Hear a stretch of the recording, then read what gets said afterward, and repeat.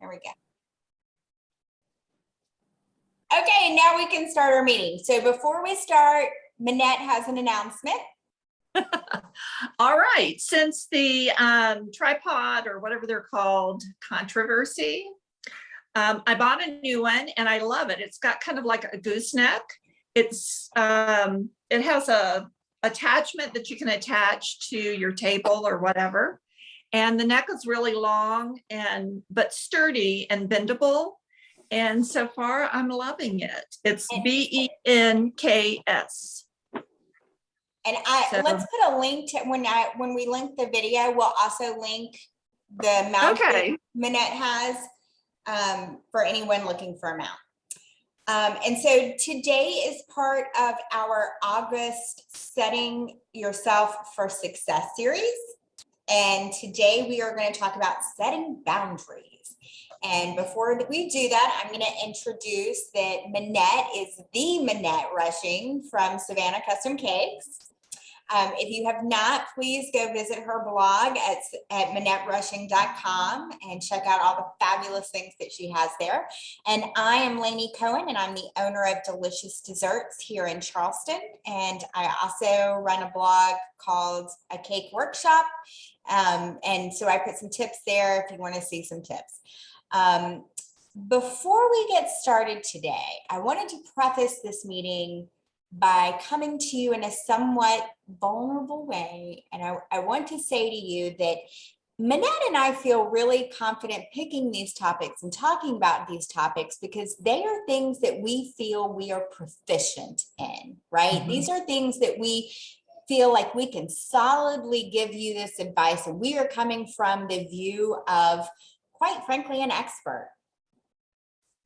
But this particular topic, I just want to say to you that this is one of those that you kind of grow into. We are going to give you the foundation, but it is something that you will constantly grow with. And I say that because this week, I have reached out to Minette about this topic, and Minette has reached out to me about this topic. Exactly. And so even though we're coming to you from this place of we know what we're saying, and this is good, solid advice, I also want you to know it's still something that we struggle with, and it never goes away. It's always adapting and growing into who you are and where your boundaries are, and being comfortable saying, this is my boundary and I really mean it. So today, setting boundaries. You want to start it, Minette?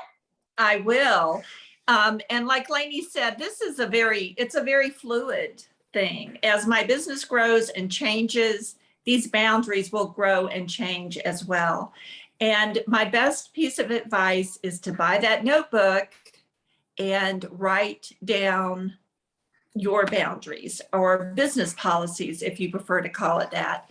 But write it down, and then as your business changes directions, go back and look at it and readjust those things. I think it's also a good thing to know that to have someone else that you trust in business that you're able to call and say, hey, I just want to run this by you. What do you think? This is what I'm thinking. What do you think? And I think that's so important. At least it is for me. So the first topic I want to talk about is why setting boundaries is important. For me, it determines how I run my business, and how the business runs allows me how I live my life. So some of the things that are important to me are how people contact me. Is it by phone? Is it by email? Or are they sending me messages on Facebook or Instagram? Or, where's all this information coming from? And what is best for you as far as gathering that information?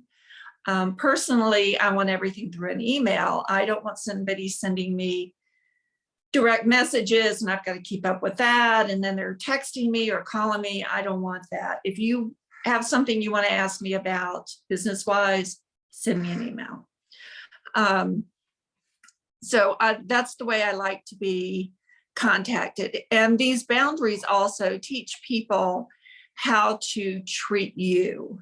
And if you don't have good solid boundaries, you are not going to have a balance between work and social and your regular life. So your business can eat you up if you let it, but don't let it. So why is it important? I like them to know how to reach me. I like them to know what my availability is. When can you contact? Don't call me or send me an email on a Sunday and expect me to respond. I have definite business days. So you want to write that down. Laney, what other things do you have to share? Those are my first two items. So I want to absolutely agree with Minette. I think that it's important that you have at least one good, solid sugar sister that when you are questioning yourself or how to respond, you can reach out to them, right? Have that one good buddy that gets you and knows what your boundaries are. I can't tell you how many times I've called Minette and walked away thinking, that's exactly what I needed to hear. That was exactly the right thing. And so when you're thinking about the boundaries, the first thing that comes to mind is, how are people going to contact you? And just like Minette, I want everything funneled through my email, not only because that helps me keep track of it, right? I'm not going to forget that I haven't responded to something. It's not going to get lost. It's going to be right there and I can file it by date. But also in my mind, that presents a very different business model than somebody who is taking from Facebook and Instagram. And I'm not saying that there's anything different. I'm saying that it gives a different impression, right? So think about your brand and how your brand would respond. Pay close attention to when you are responding. So sometimes I get up at 4:30 in the morning, and that is a ridiculous time to be up in the morning, right? And I do not want people to know that I am up at 4:30 in the morning responding to emails. So I hide all of those into my draft folder, and then I send them, because I don't want for people to get into the habit of expecting me to respond at 4 o'clock in the morning. And the same goes for you get an email on your phone, right? And a lot of people are, I see it, I'm going to respond to it, boom, boom. Remember that when you do that, right, the first time that you respond immediately on your email, the next time they're going to be wondering why they didn't get an instant response, right? So try to slow your roll. I do try to respond to all of my emails within 24 to 48 hours, but it doesn't have to be right away. And the same with the phone. If I'm working on a cake, I'm not picking up the phone. I'm not answering my phone before 9 a.m. and I'm not answering it after 6 p.m. If I don't recognize, if it's not Minette calling me or my husband, I'm not answering it. And it's so important to do that because you are training people how to respond to you. And the next thing that I want you to think about is we're going to move into the fact that you need to start thinking about your business policies, right? You need to have a standard operating procedure manual, right? When you come from the corporate world, there's this big SOP notebook. You need one of those. What are your policies on payment and cancellations, pickups, whatever it is? But for each policy that you have, I also want for you to have, what is the consequence? When someone doesn't pay attention to that boundary that you've set, when they call at 9 o'clock or 10 o'clock at night, right?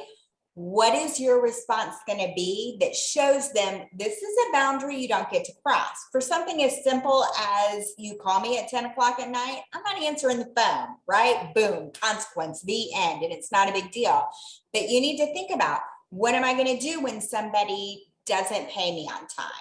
When they cancel, when they postpone, when all of those policies. And I also want you to think about when it starts to become uncomfortable, whether you're speaking with another professional or you're talking to a client, when it starts to not feel great and you're feeling some tension, what is your response going to be and how are you going to handle that so that you maintain, this is my boundary and you have to be respectful and kind to me. Minette? One of the things that really helped me a lot when I first started in business, I was my business. In my mind, we were the same thing. And once I separated us, once I made my business is over here and I'm over here, I own the business, but I am not the business. Then it helped me set these boundaries and stick with the boundaries. And don't put something down as a boundary if you're not going to enforce it and if it's not going to apply to every person. Once you make an exception, then there are no 6 degrees of separation anymore. Susie told me you would waive the deposit. You waived it for her. Well, that was, I felt sorry for Susie. I don't feel sorry for you. So that's not a good enough reason to not do the same thing. So once you breach it, then it's no longer applicable. So just really be careful that the rules that you make are rules that you're willing to live by, and separate yourself out from your business. Your business should serve you, not you serve your business. And that's such an important point. And it's one of those things that you're going to hear Minette say often, right? That we are not the business. And that sometimes makes it easier for me to maintain that boundary and keep the business. And so I don't know about y'all, but for me, every now and then I have to put a reminder because I'm a softie and I'm weak. So I have that as a little sticky. I am not the business, right? The business has to serve me. And I am the representative of the business. I found it a lot easier when I was working for someone else, right? To be the bad guy. It's harder when you own your own company, but it needs to not be. We are the gatekeeper of the business. We have to protect the business and the business has to serve us. So be very clear on this policies, have in your mind what's going to happen, and then you kind of got to stick to it. Especially things with like your contracts. So you have your contracts, and Susie Jane, the bride, she's the sweetest thing in the world, and her scumbag groom ran off with her best friend. And now she wants her deposit back, which you have said in your business policies is non-refundable, non-transferable. But you feel really sorry for her because we're really, I think people who do this as a business are very loving and giving and big-hearted people, and we want to make people happy. So we're going to give her back her money. But again, you give her back your money, you voided the contract, and now you're open if somebody else wants their money back and they know that you've given the money back before for that reason, then you really don't have a leg to stand on. So just make sure that you don't, and I try to tell myself too, my policy is that you don't get your deposit back and you don't get, I'm not going to bake you another cake. So you can't transfer it. That was your date and you're not going to use that date now and you're not getting your money back. And I try to tell myself, you have to think of it this way. Georgia Power, they might feel sorry for Susie too, but they're going to make her pay her bill or they're going to cut her light off. So I know we like to be soft. I know we're sympathetic, and I'm so sorry that this happened to you. But the bottom line is these are my business policies, and that's what it is. And I just want to say something about what I call the retainer, and that is that I don't ever refund it either. And I don't refund it because I've earned it, right? I feel bad for her. I really do. I've earned the money that you paid. I've given you samples of the cake. I've spent time with you in a consultation. I've emailed you. I've called you. I've sketched for you. And most importantly, I've reserved your date. And that was my commitment to you. And once you cancel, I can't, in many cases, now give your date to somebody else. That's money I've lost. I'm already going to take the hit probably for the remaining balance of your cake. You don't also get the retainer. That's just how it goes. And again, this is I am in charge of keeping the business profitable. And it's not profitable for me to completely lose out on the work and the commitment that I've already given. I think a lot of people, and I was guilty of this too, when they think of making a cake or selling a cake, it's all about the ingredients. It's all about the cost of the ingredients. And it's not. That's really the least expensive part of the whole deal. It's the time, like you said, that you've put into this. You've met with them, you've done a contract, you've done a sketch. You have time invested in this. And if you look at it as not just paying for those ingredients, but paying yourself for the time, then it made more sense to me that way. So maybe if you think of it that way too, it'll be more helpful. And so I'm going to name just a couple of things that I want you to consider your own personal policy about. And these are things that are in my policies and procedures contract and in my big standard operating procedures, right? You need to think about how you're going to handle pickups, if you allow pickups, and what you're going to do if somebody's late. You're going to think about your retainer and any additional payments. You're going to think about your stand rental and what happens if they don't bring it back or if they bring it back damaged. Cancellations and postponements. And also, if you have to cancel, I have never had to cancel. My mother died, I didn't cancel. My brother died, I had a hysterectomy, I didn't cancel. But if you have to cancel, what are you willing to do for your client? If there's bad weather here in Charleston, if there's a hurricane, if you live in California, if there's a fire. Minette, am I missing something? What other big policies? Think about your hours. Go ahead.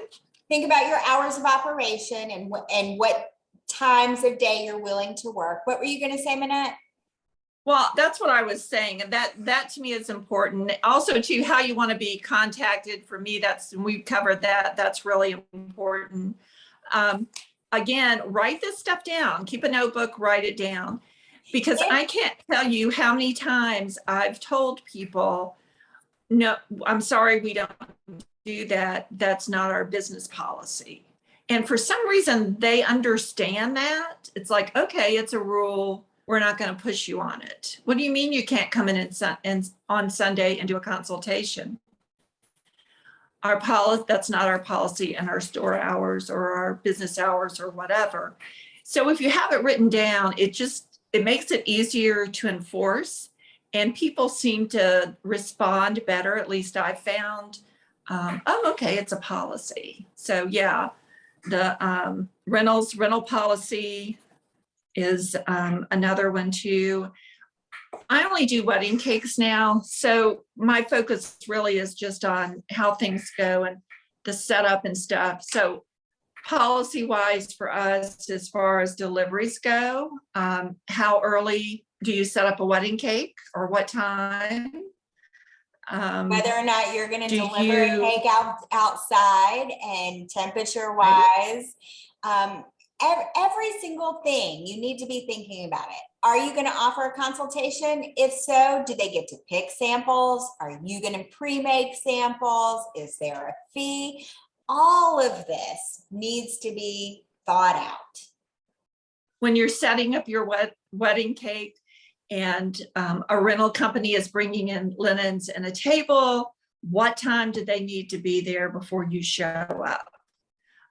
Who's responsible for that? I always make my bride responsible for that. And that table's got to be set up with the linen on it 4 hours prior to when I bring the cake in. And there are things that have happened in deliveries that these are now policies because of. And that's the biggest key, is that I just want to share with you that I have owned Delicious Desserts now for 12 years, and I have rewritten my contract 8 times. So every time something new comes up, you're going to adjust your policies, and that's okay. But we want you to start thinking about, you know, what is my minimum? Am I going to have a minimum? What is the retainer? Is it a percentage? Is it a dollar amount? Think about all of these things and write them all down. When is it due? What form of payment do you take? What happens if they don't pay in a timely fashion? How long do you hold the quote? If you give them a quote, do they have a week to respond or 2 weeks to respond? I know. Whoever gets the money first gets the date. That's right. I am really, let me just say, because this topic came up, that for me, in that very first email, because I want you to know, the very first thing that I say is, while I'm currently available for your date, it is entirely possible that I will not be.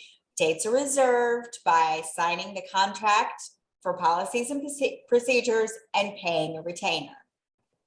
I have a planner, and her signature is her name, her business, and then it says, no, your date is not secured without a signed contract and deposit. So every email she sends out has that on it. So feel free to make it your signature line too. And as you go along, you are going to find things specific about your business, right? Minette and I know our clients, and we know the policies that we need to have in place. And as you go along, things are going to come up and you're going to deal with them. And then you're going to break out your little pencil and you're going to go, okay, here's a new policy. And that's okay too. Yeah, like I said, it's a fluid thing. Your business isn't static. It's going to change. And how you do business is going to change as well. And it's really just making sure that everybody's on the same page and understands how you work and how you want your client to work with you. And now we're going to move into a fun little topic that I like to call, what are you not willing to do? And for me, that's, what kind of cake are you not willing to do? Right? And I'm pretty loosey-goosey, except that I'm not willing to do tacky. I'm not willing to do ugly, and I'm not willing to do outside in the heat that's going to make everything melt. But that's not true. I also don't do anything that I would be embarrassed that my 10-year-old would walk in on me decorating. And so you also need to think about those things. What kind of cakes are you not willing to do? Are there any topics? Are there any character? I don't do copyright. I don't do anything copyright unless I have permission to do the copyright. And I'm very vocal about that. So everyone in town knows I'm not going to do a naked cake. I'll do a semi-naked, but I'm not doing a naked cake. Everybody knows I'm not doing sweat and hot cake. And so I also want you to think about, what kind of cake are you not willing to do? There's somebody in our little town who refuses to do anything with coconut, right? That's okay. You get to pick that. But do think, what kind of cake am I not willing to do? Minette, what are you not willing to do? I don't like to do sculpted cakes. Although coming up in the next couple of months, you'll see a few lighthouses. But so I try to turn those away or send them to someone else. I don't do cakes that are less than $1,500. That's one of my policies. What else? Sculpted things mainly. That's just not my forte. And if you have something that's not your forte, then don't do it.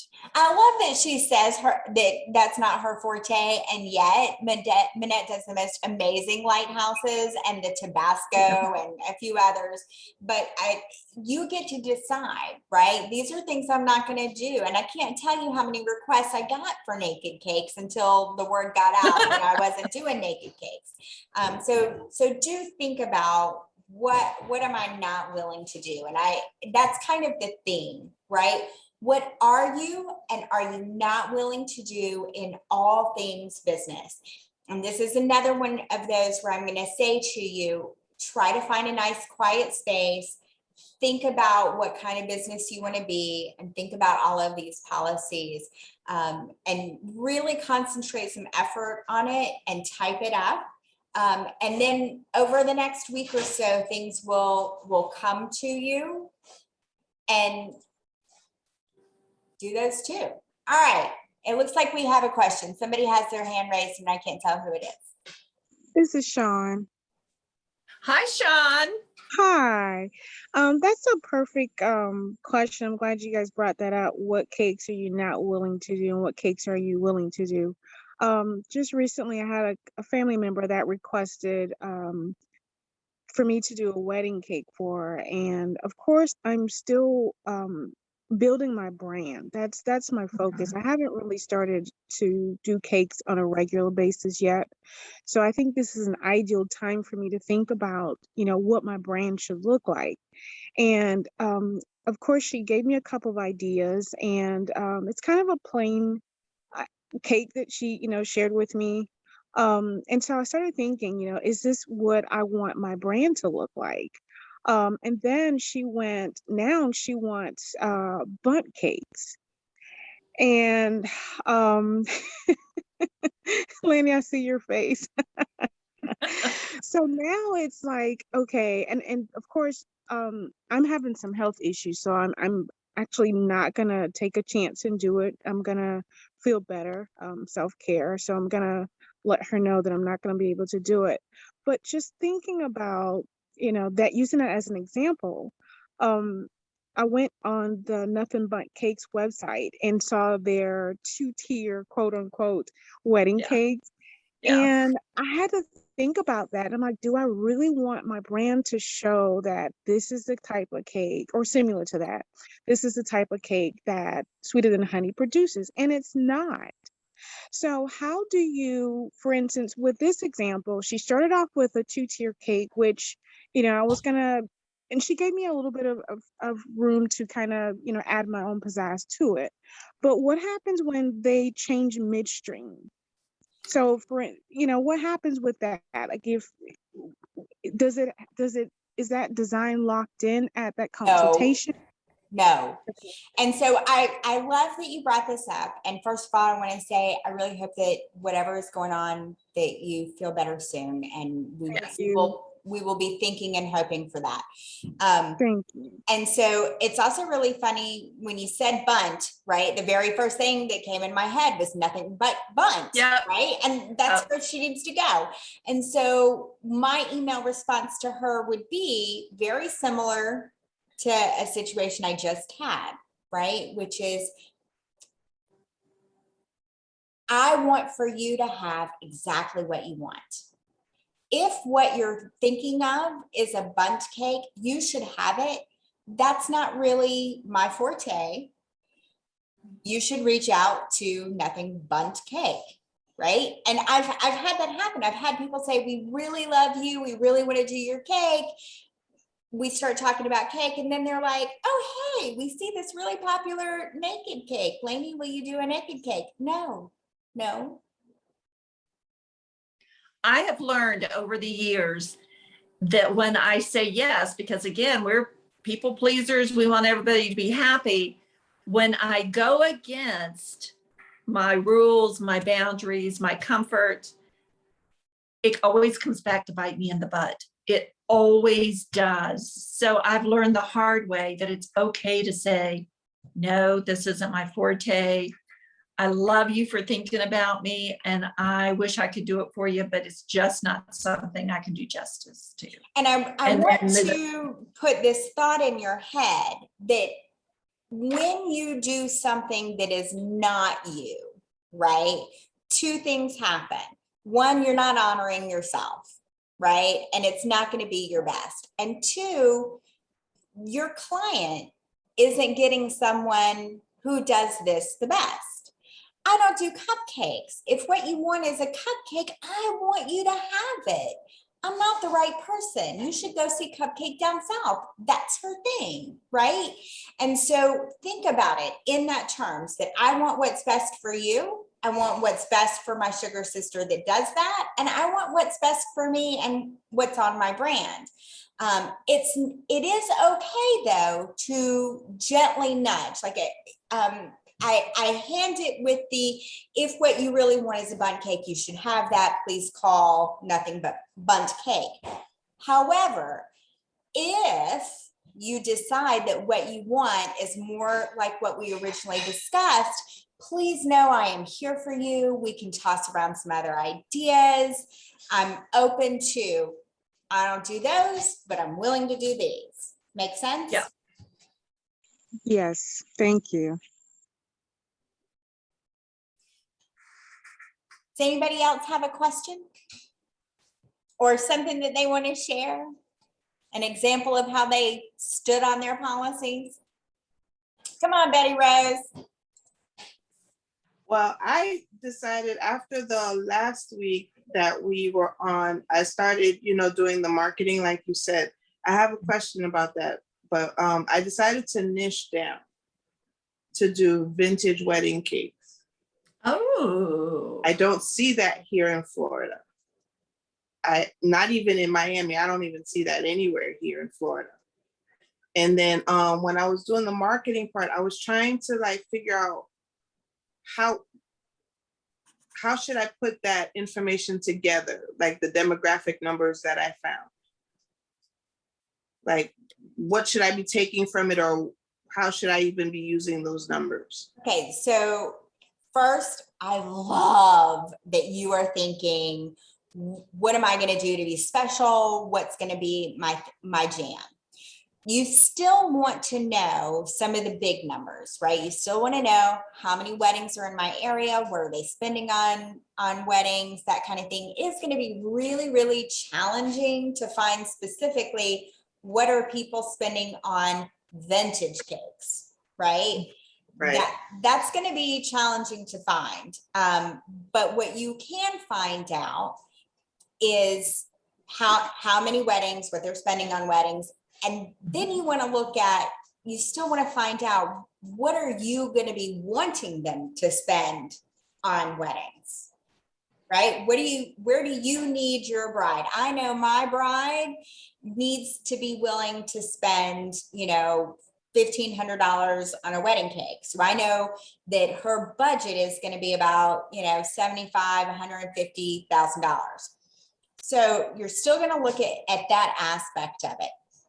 Then I want you to think about, what else does someone who wants a vintage wedding cake, what else is about them, right? What kind of clothes do they wear? What kind of wedding planner are they going to pick? What kind are they going to be looking at? Where's the event? Where's the event? Here in town, we have this really great vintage rental company, 429 Main. Think about all of those things and who that bride is, and that will help you think about in terms of how they're going to shop for cake, right? Because that's where you're going to be focusing your efforts. And so the process is still the same, whether you're doing modern cakes or lace cakes or flower cakes. It really comes down to that price point, the venue, other rental companies. Minette, would you agree with all of that? I absolutely do. And I want to throw in one other thing. People buy what they see. So if you're posting pictures of vintage type wedding cakes, make sure if you're on Instagram, that you're tagging it as such, because people are doing research and looking for that type of thing. That's what they're going to Google, or that's what they're going to hashtag. Look for hashtags that say vintage. And you want to build a brand with that. right? Right. You want your name to be something that says vintage wedding cake, although be careful because this may be a trend, right? And if this is going to be a trend, then you're going to be upset when the trend goes away and you've got fancy vintage wedding cakes as your name, right? Right. But it does still need to be something that would fit into that brand. Mhm. And then, like Minette said, you need to do a refresh of your Instagram and all your other social media, and that's what you present. Like, you know, I mentioned that occasionally I'll do a semi-naked cake. I don't post that to Instagram. I'm not posting any sideways rustic frost, right? What goes on Instagram is stuff I want to sell, stuff I want to do. Absolutely. You do not have to post everything you do on Instagram. Post on Instagram what you want to do, not necessarily what you have done. Okay. Okay. I will do that. Thank you. Sure.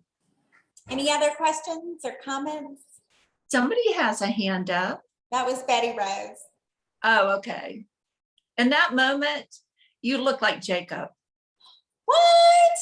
Yeah. Well, that makes me feel happy. You know, I go back and forth with whether or not he looks like me. He is you all over, but a boy. Yep. All right. So what other kind of business policies? Would anybody like to share some of their major policies or things that have really helped them out in the business? And I know it's hard to say no, but that's kind of what this is about in a way. And I'm gonna tell you a trick about saying no. I try really, really hard to never say no. One of the very first customer service positions I ever had was working in a restaurant, and it was very, you don't get to say, you cannot say no. You're never allowed to say no. Only a manager can say no. And then I became a manager and learned that you can't say no there either. And so there's a trick that instead of saying no, I offer an alternative of what I am willing to do, right? Like I once had a bride who wanted rosettes on the bottom tier of the cake, and then she wanted to put sunflowers on the cake. And I said to her, you know, sunflowers are really very different than rosettes, which are kind of like roses. And so tell me what kind of flowers you're using at the wedding, and let's come up with a design, right, that incorporates what you're using. And we did, and it all worked out. I've had people who, you know, ask me crazy things, and I always try to find a really kind way of not saying no and offering an alternative. When it comes to giving that retainer back, it's a flat out no. Right. But even then, I don't say no. What I say is, if you refer to your policies and procedures contract, and then I quote it exactly. Right. So I'm still not saying no. What I'm saying is refer to the policies that we both agreed to uphold. That you signed. I had one lady one time told me she wanted her deposit back. The wedding was called off. She wants her deposit back, the mother of the bride. And I said, well, you know, if you'll look at your contract, that's what you agreed to. And she said, well, I didn't understand the contract. Well, I'm real sorry because I said it to you verbally. It's in writing. I didn't force you to sign the contract, but it is what it is. You're not getting your money back. No way. If you don't understand it, you should ask a question. Right. Or you shouldn't sign it. So, yeah. Any other questions, or y'all want to share your favorite policies? My favorite policy is I don't do tacky. I love to say that. My favorite policy is I don't do any refunds. Okay, that's my new favorite policy. I don't give you back your money. I'm sorry. Yeah, there's no money. No. And another thing too is don't apologize for it. Your policy is your policy. And when you go to tell them no, it's no, and don't explain it, because then it makes you sound like you're apologizing for the policy. That is such an excellent point. That is really, really important, right? Because they will smell the blood in the water. You know what I mean? Right. It's just, the more matter of fact you can be, the better. Right. They're my client, not my best friend. They might turn into my best friend, but for right now, you're my client. Yeah. And it's a professional thing. And let's be honest, I have clients that are so sweet and they're so wonderful and Yep. they send great thank you notes, and you know, we're Facebook friends, but Right. they're not buying me a birthday present. No. They're not coming to my wedding, right? Nope. So remember that. Oh, I had a thought and it zipped right out of my head. I hate when that happens. Oh, okay. So remember that you have some homework. Your homework is to find a quiet place, ask yourself all of the things that you are willing to do and are not willing to do, and where you want those boundaries to be. And I want to remind you that although most of what we've talked about today is professional boundaries, that you also need to have some personal boundaries. And what I mean by that is when you are sick, or when it's something that you're incapable of doing or don't want to do, as well as when someone isn't being respectful. And this is very few and far between, right? But it does happen. And so I want you to think about, where is the line? What am I willing to put up with? And when someone is not being respectful of your time or of your art, you get to end the conversation, right? If it's by email or phone, you get to say the end, please don't contact me anymore. Or I have on occasion had to say, thank you so much for spending some time with me. After a great deal of reflection, I have determined that we are not the best fit. Here are some other great cake artists in the area. Please accept my best wishes for a lifetime of happiness. The end. There are certain things that I am not willing to put up with as a human being. It's important to me that I be respected. And I think all of us deserve respect. And anytime that you encounter that, I want for you to know it's okay to say we're done. You can fire the client. You can fire the planner. You can. You can do fire that too. anybody. Absolutely. Absolutely. Well, I think this has been a really great discussion. I hope you guys found some nuggets that you can use and gained some insight. If you have any questions after we leave, you can email us or post it on the Facebook group and we'll answer it. I'll download the video and upload it to Facebook so the people that weren't here today can enjoy it. Is there anything else anybody wants to say? No? I think it's a quiet group today. So Minette, tell us one more time who made the mount that you're using. Okay, it's a company called BENKS. Binks, is that how you say it? I have no idea, but I will add that link when I post. And I also want to encourage you to please go and visit Minette's website at minetterussian.com. And if you need anything, we are around. We will answer questions. Next week, Minette, in my notes, I have 1 and 2. I didn't bring day 3. What is day 3 of our August series? I don't have my notebook with me either. Like I said, the class ran a little late today. I think is it who is your client? Is that next time? It's in the email. I haven't looked at the email. Our next session is one of my favorites. It's going to be product development. We're going to talk Oh, about awesome. what you have to Yep, do to develop your product to be ready to sell, right? So that is going to be a really interesting topic with a lot of information to cover. We may end up going over a couple of minutes because it's a big one and it's a really important one. So your homework is to think about your policies and your boundaries, right? And also come up with any questions that you may have about product development for next time. And if we don't if we don't answer it, then you'll have a question.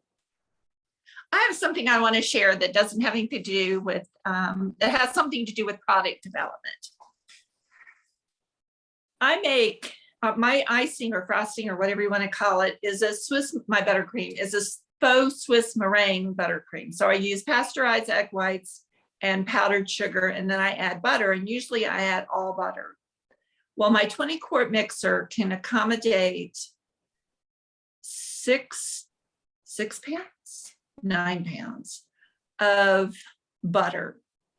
So this time, because it's like 90 degrees and it's really hot and very humid, I said, well, I'm going to add 6 pounds of butter and 3 pounds of high ratio shortening. So I made it with that. And tomorrow I'm going to do a little experiment for the class. I'm going to put it together today. It's going to go in the refrigerator overnight. And then tomorrow about 11 o'clock, we're just going to set it out in the shade, but in the heat, to see how well the buttercream does. So on our product development segment next week, I'll share the results with you. Woohoo! And that's so important. We're going to talk about why it's so important to test all of your stuff and know it inside out and all the good stuff. And so I look forward to finding out, Minette. I love that you're testing it. It's exciting. I test everything though before it, before it goes on the I just finished testing the fried lemon pies. Like I'm never going to sell fried lemon pies, but I wanted to know. And so I tried frying them and freezing them to see how long they would last in the freezer. And I also tried not frying them and freezing them and then frying. And then, so I've tried it a bunch of different ways. I have finally come to the conclusion of what works best. So that's going to be a great meeting. Hope you all can join us then. I'm getting tongue tied now, which tells me it's been an hour. It's time to go. All right. Well, thanks everyone for joining us. If you have any questions or whatever, just save them or ask them, and we're happy to try to help if we can. So all right, we'll see y'all next week. And next week is at 3 o'clock, not at 3 o'clock. See y'all then. Thank you both. Have a great day. Thank you. Take